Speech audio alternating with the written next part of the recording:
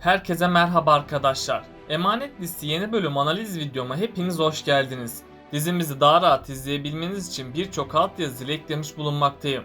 İstediğiniz altyazıyı videonun sağ altyazılar kısmından seçebilirsiniz. Lafı daha fazla uzatmadan dizimize geçelim. Yaman ve Seher'in birbirlerini bırakmamalarını istiyorsanız, İkbal'in Zuhal gibi tutuklanıp hapiste çürümesini istiyorsanız beğeni tuşuna basalım ve kaç kişi olduğumuzu görelim. Dizimizden çıkan oyuncular olacak mı? İkbal'in hazırladığı yeni plan ne? Seher ve Yaman barışmadan araları bozulacak mı? Kiraz ve Ali birlikte olacak mı? İşte bütün sorularınıza cevap vereceğim arkadaşlar. Bu videoyu sonuna kadar izlemenizi tavsiye ederim. Emanet Liste'nin yeni bölümünde Yaman Seher'e gerçekleri bir süreliğine daha anlatamayacak. Çünkü Yaman gerçekleri Seher'e söylerse onun büyük bir zarar vereceğini anlayacak. Onun için de Seher gerçekleri bir süreliğine çözemeyecek. Ama Yaman'ın bir şeyler gizlediğini anlayacak. Yaman bu süreç içinde Seher'in kalbine tekrardan girmek isteyecek. Ama Yaman'ın bunu yapması zor olacak. Çünkü Yaman Seher'e yaklaştıkça Seher onu istememeye başlayacak. Yaman da bir türlü Seher'e kendisini affettiremeyecek. Seher ise Yaman'ın kendisine yakın davranışlarından çok şüphelenecek. Hatta Seher yine Yaman'ın kendisini kandırdığını sanacak. Bu yüzden Seher Yaman'ın iyi davranışlarına karşı hiçbir tepkide bulunmayacak. Hatta Seher Yaman'dan uzak durmak için elinden ne geliyorsa yapacak. Ama Seher'in de bu yolda vermesi gereken zorlu sınavlar bulunacak. Seher hala Yaman'a aşık olduğu için onun aşk acısına dayanamaz hale gelecek. Seher ilk başlarda Yaman'ı affetmek istese de bunda başarısız kalacak. Bu yüzden iki aşığımızın kavuşması bir süreliğine daha gerçekleşmeyecek. Seher ise Yaman'ın kendisine iyi davranışlarından şüphelenecek. Çünkü Seher Yaman'ın iyi oluşuna bir anlam veremeyecek. Seher önümüzdeki bölümlerde Yaman'ın bir şeyler sakladığını fark edecek. Seher gerçekleri öğrenmek için yine Yaman'ın odasına gidecek. Ama Seher orada hiçbir kanıta rastlayamayacak. Tam o sırada Seher umutsuzluğa kapılmışken İkbal yetişecek. İkbal tüm olup biteni Seher'e anlatacak. Seher de İkbal'in söylediklerini duyunca büyük bir şok geçirecek. Seher nasıl olur da Yaman'ın kendisi hakkında kötü düşündüğünü sorgulayacak. Ardından Seher Yaman'ın yanına gidip ondan hesap soracak. Seher gururu kırıldığı için Yaman ağzına geleni söyleyecek. Yaman da Seher'e karşı suçlu olduğundan susacak. Yaman'ın bu suskunluğu Seher'in öfkesini dindirecek. Çünkü Yaman Seher'e karşılık verseydi onu sonsuza kadar kaybedebilirdi. Seher ilk zamanlar Yaman'a karşı olan kızgınlığını devam ettirecek. Hatta Seher bir daha Yaman ile birlikte olmayacağını dile getirecek. Yaman ise Seher'den bu sözleri duyunca çok üzülecek. Hatta Yaman Seher'i kaybedeceği için hayata küsecek. Ama Yaman ne olursa olsun umudunu asla kaybetmeyecek. Seher bu süre zarfında geçmişte yaşadıklarını düşünecek. Seher, Yaman'ın kendisine ettiği eziyetleri hatırlayacak. Seher yaşadığı kötü olayları hatırladıkça büyük travmalar geçirecek. Seher'e bu yoldaki en büyük desteği yine Yaman verecek. Seher Yaman'a kızmış olsa da sonradan onu affedecek. Önümüzdeki bölümde Yaman kendisini Seher'e affettirmenin yolunu bulacak. Yaman, Yusuf sayesinde Seher'e yakın olmaya çalışacak. Seher de Yusuf'u üzmek istemediği için Yaman ile birlikte olacak. Yaman da Seher'e yakın olduğu süre içinde kendisini onu affettirmek isteyecek. Seher de Yaman'ın pişman oluşunu görüp onu affetmeyi tercih edecek. Böylece sonunda Seher Yaman'ı affedecek ve iki sevenimiz sonunda yeniden kavuşacak. Onların bir araya gelmesiyle Yusuf mutlu olacak. Hatta bu mutluluğun üzerine bir mutluluk daha gerçekleşecek. Çünkü Yusuf'un velayet davası sonuçlanacak. Yaman Yusuf üzerindeki tüm haklarından feragat edecek. Böylece sosyal hizmetlerde Yusuf Seher'e verecek. Seher de Yusuf'un velayetini aldığı için çok mutlu olacak. Yusuf da sonunda çocuk esirgeme kurumuna gitmeyeceği için sevinecek. İkbal tüm kötülüklerine kaldığı yerden devam edecek. İkbal'deki bu miras hırsı onun gözünü kanla bürütecek. Ayrıca İkbal, Zuhal'in intikamını da Seher'den almaya çalışacak. Eğer Seher dikkatli olmazsa bu onun sonu olacak. Zuhal ve Selim sorunu ise tamamen ortadan kalktı. Selim artık dizimizde olmayacak. Selim'in dizimizdeki rolü kalmadığı için dizimizden ayrıldı. Zuhal sorunu ise bir süreliğine daha devam edecek. Zuhal birkaç yıl hapis yatacak. Tabi sonradan serbest bırakılacak. Çünkü Zuhal'in psikolojisi yerinde olmadığı için serbest kalacak.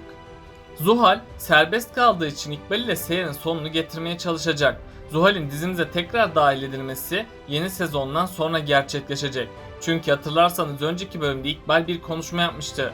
İkbal artık ben senin hakkından geleceğim teyze bozuntusu demişti. Yani İkbal'in bu konuşması Zuhal'in şimdilik diziden ayrıldığının kanıtıdır.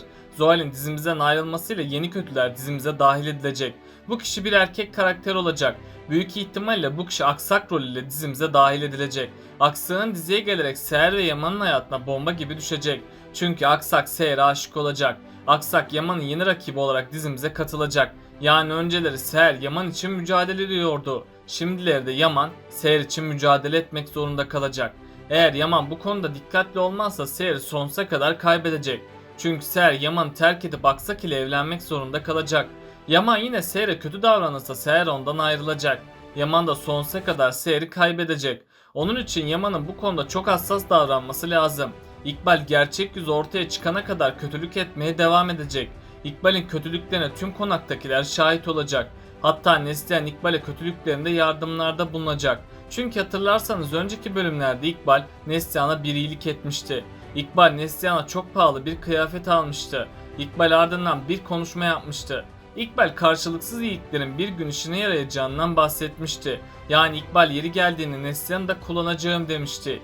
İkbal önümüzdeki bölümlerde Seher hakkında daha farklı kötülükler edecek. İkbal Seher'i Yaman'dan ayırmak yerine Yaman'ı Seher'in gözünde bitirmek isteyecek. Hatta İkbal yeri geldiğinde Seher'in ölüm fermanını verecek. Eğer Seher dikkatli olmazsa ölerek dizimize veda edecek. İkbal, Zuhal gibi Seher'in de sonunu getirecek. Ama Yaman'ın aşkı her şeye rağmen Seher'i korumaya devam edecek. Gerçekler ise hiçbir zaman gizli kalmayacak. Seher bu süre içinde Yusuf için bahçe işleriyle ilgilenecek. Seher o sırada bahçıvanın okuma yazma bilmediğinin farkına varacak. Seher bu nedenle bahçıvan okuma yazmayı öğretecek. Bahçıvan da Seher sayesinde okuma yazmayı öğrenecek. Ve bahçıvan Seher'in yaptığı bu iyiliği asla unutmayacak. İkbal ise bahçede gezinirken Seher hakkında kötülükler yapacak.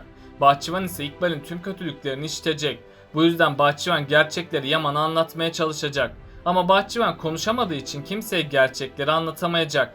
Bahçıvan yazı yazdığı için Yaman'a bir not yazacak. Yaman da sonunda İkbal'in tüm gerçek yüzünü görecek. Yaman ilk zamanlar bahçıvanın söylediklerine inanmak istemeyecek. Hatta Yaman bahçıvanın yalan söylediğini düşünecek. Sonradan Yaman Zuhal olayını hatırlar olacak.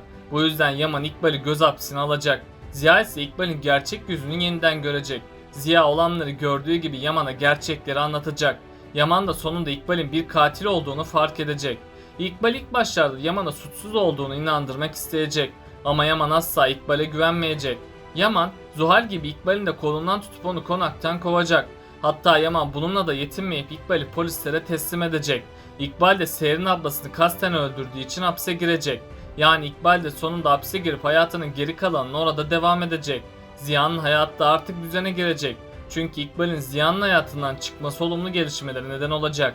İkbal, Ziya'nın hayatındayken Ziya sorunlarla ve hastalıkla boğuşmaktaydı. Tabi Ziya İkbal'i sevdiği için ilk zamanlar çok üzülecek.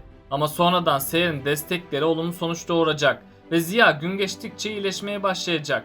Yaman da abisinin iyileşmeye başladığını görünce çok mutlu olacak. Hatta Yaman bu konuda Seher'e şükredecek. Ayrıca Ziya güzel bir başlangıç yapacak. Ziya artık dışarıya çıkmaya ve insanlarla zaman geçirmeye başlayacak. Hatta Ziya'nın hayatına yeni birisi dahil olacak ve Ziya bu kişiyle evlenip çok mutlu olacak. En son Sultanala arkadaşının ölümüyle çok üzülmüştü. Sultanala bu üzüntüyle Ali'nin evlenmesi için çabalamaya başlamıştı. Çünkü Sultanala ölmeden önce Ali'nin evlenmesini görmek isteyecek. Bu yüzden Sultanala Kiraz'ı gelini olarak görecek. İlk zamanlar Sultanala Kiraz'a çok kötü davranmaktaydı. Ama sonradan Sultanala Kiraz'ın temiz kalbini gördü. Ve Sultanala Kiraz'ın iyi bir insan olduğunu fark etti. Bu yüzden Sultanala Ali ve Kiraz'ın evlenmesi için çalışmalarına başlayacak. Hatta Sultanala planlar hazırlayıp Ali ve Kiraz'ın yakınlaşmasını sağlayacak. Ali ilk başta bu evliliğe olumlu bakmayacak. Çünkü Ali Kiraz'ın kendisini sevmediğini düşünecek. Bu yüzden Ali bu evlilikten uzak duracak. Ama sonradan Sultanala Kiraz ile ciddi bir konuşma yapacak. Kiraz da Sultanala'ya Ali'yi sevdiğini itiraf edecek. Ama Kiraz Ali'ye layık biri olmadığını belirtecek. Sultanala bunu öğrendiği gibi Ali'ye her şeyi anlatacak. Böylece Ali Kiraz'ın kendisini sevdiğini sonunda anlayacak. Bunun üzerine Ali Kiraz'a evlenme teklifinde bulunacak. Kiraz da Ali'nin evlenme teklifini kabul edecek. Artık Kiraz ve Ali evlenip mutlu olacak. Hatta Ali ve Kiraz'ın bir bebekleri olacak ve bu habere herkes çok sevinecek. Sultanala bu mutluluğu gördükten sonra ölecek. Çünkü Sultanala'nın dizide bir rolü kalmayacak. Sultanala'nın ölümüyle Ali büyük bir yıkım geçirecek. Tabi Kiraz'ın destekleriyle Ali bu zorluğun da üstesinden gelecek. Peki Yaman, Seher'i hak etmek için ne kadar çaba göstermeli? Aşağıda yorumlarınızı bekliyor olacağım. Böylelikle bu bölümümüzün de sonuna gelmiş bulunmaktayız arkadaşlar. Beni desteklemek için yorum atmayı, videomu beğenmeyi ve kanalıma abone olmayı unutmayın arkadaşlar. Hepinize teşekkür ederim. Kendinize çok iyi bakın. Hoşça kalın.